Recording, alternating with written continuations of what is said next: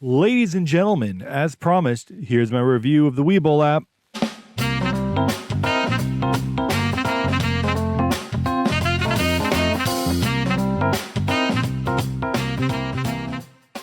So you're looking for an alternative to Robinhood, and we covered in a previous video SoFi, which I thought was a great contender for Robinhood. Should be appearing in a video up here somewhere.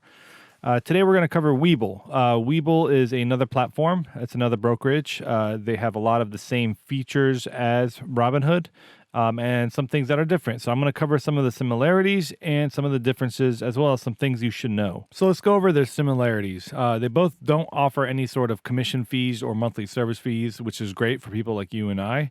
They also have no minimum deposits, so you can deposit $50, you can deposit $100. So some brokerages, they might require like a $10,000 deposit. These two platforms do not. They also offer free stocks. So when you sign up, I have links below that can help us both out. But basically, with WeBull's current promotion, you get 2 free stocks when you sign up and another 2 stocks when you deposit $100. I think before the end of February. And Robinhood has, I believe, 2 free stocks, and they could be anything from, something as like Ford Motor Company to Tesla to some other stock. It's a random draw. They also both have a web app and a mobile app, so you can use it on the website, which is going to be more feature rich.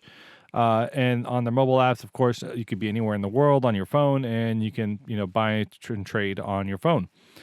They also both offer options trading, which is a more advanced feature, not really for beginners. However, it is available there if that is something that you are looking for. Now, let's get into the differences between the two. This will help decide whether or not WeBull is a good alternative for you to replacing Robinhood.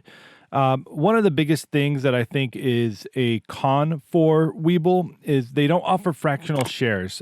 Fractional shares are where you can buy a piece of a company. So for example, if you want to buy Tesla and you don't have $700+ to buy one share, you could just simply put in a $5, $10, whatever you have to offer, and buy a piece of that share.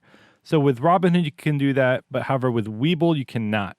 And I think that's something that WeBull really needs to look into. It is definitely something great for people, especially that are just starting out, are interested in getting investing, but maybe they don't have, the money they want to buy the stocks they want. One of the biggest differences people will notice right off the bat is that Robinhood's UI UX design, their interface, is extremely friendly, and it's designed specifically for beginner investors, and it's revolved around mobile devices, which is why they became so popular so fast. They're just that easy to use. WeBull's is easy enough to use. However, it takes time to get comfortable with their interface, especially for beginner investors. As far as crypto is concerned, you can do it on both platforms, both Robinhood and WeBull. However, on WeBull, you only have access to the 4 major coins: Bitcoin Cash, Bitcoin, Ethereum, and Litecoin. It's a fairly recent addition to their platform, so it's not their main focus. However, on Robinhood, you can trade the major coins as well as altcoins, such as Dogecoin, which is getting a lot of hype recently.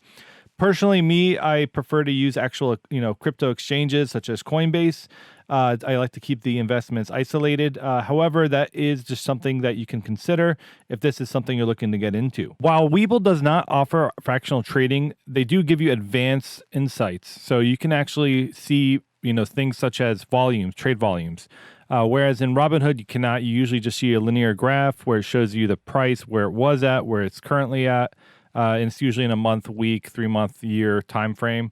But with WeBull, you can actually see more advanced insights. So you can get a better analysis of a stock. And this might not be important to you right now, especially if you're just starting. However, down the road, it will become more and more important the more and more you have invested. Another key difference is paper trading. So with Robinhood, they don't have paper trading available. However, WeBull does. And for those of you who do not know what paper trading is, it's essentially playing with Monopoly money. You get this, let's say $50,000. You want to play around with it, see how it works, see how trading is. It's great for beginners because you get to get comfortable with it without risking your own money. But even for advanced investors, before you want to make a big move, let's say you want to invest, $20,000, $30,000 into a stock, you can test it out with the paper trading. So which one is right for you? That's for you to decide. However, I would recommend you at least give them both a try and see which one you feel more comfortable with. In the event that you are interested in WeBull, go ahead and down in the description. There's a link there. It's a referral link. It does help me out. It'll help you out as well with some free stocks. So let's go ahead and set up an account. Here, I've already filled out the application with my own data. And then you get to choose your account type. So you have margin accounts and you have cash accounts. Cash account works just like you think it would. You put money in and you invest with that money that you have available. Whereas a margin account is a little different. A margin account allows you to borrow money from the brokerage to invest. You can magnify significantly your gains, but you can also lose as well. They use your actual cash value as your security. So if you have $2,500 in this example, they could supply you with up to $7,500, giving you purchase power of $10,000. It can be really good. It could be really bad, depending on how the stock goes. So there's just something to consider.